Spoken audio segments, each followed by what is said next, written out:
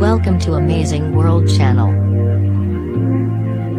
When French presidents talk about Europe, their message often makes more sense if you substitute every reference to European Union with France.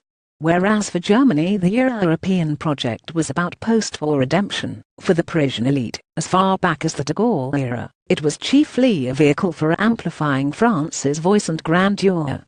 Latterly, when EU enlargement and relative economic decline made it more difficult for that voice to be heard, the EU also became a canvas on which French leaders, in common with their counterparts across the continent, could project their own fears and failures. But that first, foundational idea retains a certain hold in Paris. Listening to Emmanuel Macron's big speech on Europe 2 weeks ago, it was tempting to hear his critique of an EU that was too weak, too slow, too inefficient as a commentary on the state he now runs, and to see his solution, closer integration, as a means of imposing from outside radical changes on France that no French leader could get away with implementing from within. Macron certainly spoke with a domestic audience in mind. His emphasis on solidarity and Europe's social dimension was directed at those left-wing voters, some of them lost to the Front National, who have long felt disillusioned with the EU. But in important ways his speech broke with French convention.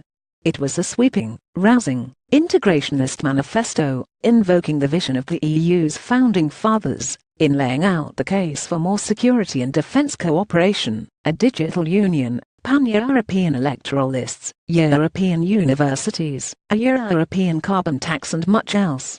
The speech included proposals that have long been on French wish lists, tax harmonization and a bulkhead of Eurozone, for example, but elsewhere, such as in the call for a common asylum policy, and the relegation of national sovereignty to the status of outdated relic. He was saying things that are anathema to a large and vocal French constituency.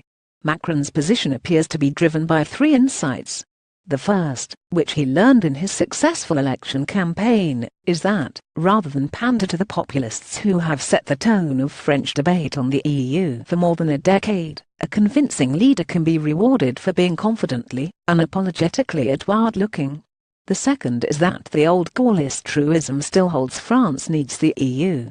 Nicolas Sarkozy once remarked that it took him a few years as president to realize he could achieve much more as leader of a continental bloc, in tandem with Angela Merkel, than of a mid-sized state.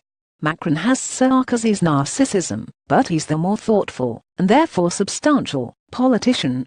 He already grasps what dawned slowly on Sarkozy. And whereas Sarko was cowed by the threat on his right flank, Macron treats Marine Le Pen as a useful foil in making his upbeat case for internationalism. Third, on the EU as an idea, Macron appears to be the first true believer in the Élysée since François Mitterrand 30 years ago. The Sorbonne speech was not short of substance, but fundamentally it was an emotional appeal of the sort that's hard to fake. Macron's bold initiative coincided with a bruising election for Merkel in Germany, prompting Headline writers to proclaim a changing of the guard among Europe's figureheads. It's true that Merkel's aura will fade the closer she comes to stepping down, and her Wikipedia-style oratory hardly compares with Macron's florid prose, but the idea is wildly overcooked. As the leader of Europe's richest state, and the longest serving of the bloc's leaders, Merkel's position as the person to whom all others defer is unassailable. But the idea also misses the point. The Franco-German axis is symbiotic. Unless Berlin and Paris act together, nothing much can be achieved. The assumption has been that Brexit will strengthen that axis. Already the signs point to that having happened. The need for Franco-German agreement is one reason why much of what Macron proposed at the Sorbonne may never happen. Another reason is that the EU, even without the recalcitrant Brits, remains deeply divided about the way forward. But discount Macron's ideas at your peril. Every major integrationist leap in the EU's history can be traced back to some speech, or other by a European leader.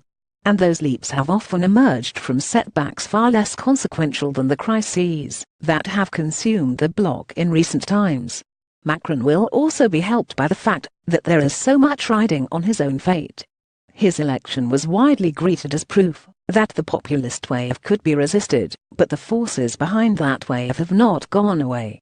A Macron presidency that fails is one of the wild cards on the European horizon. Fear of what might follow means all EU leaders, divided though they may be on so much else, all share a stake in the French president's success.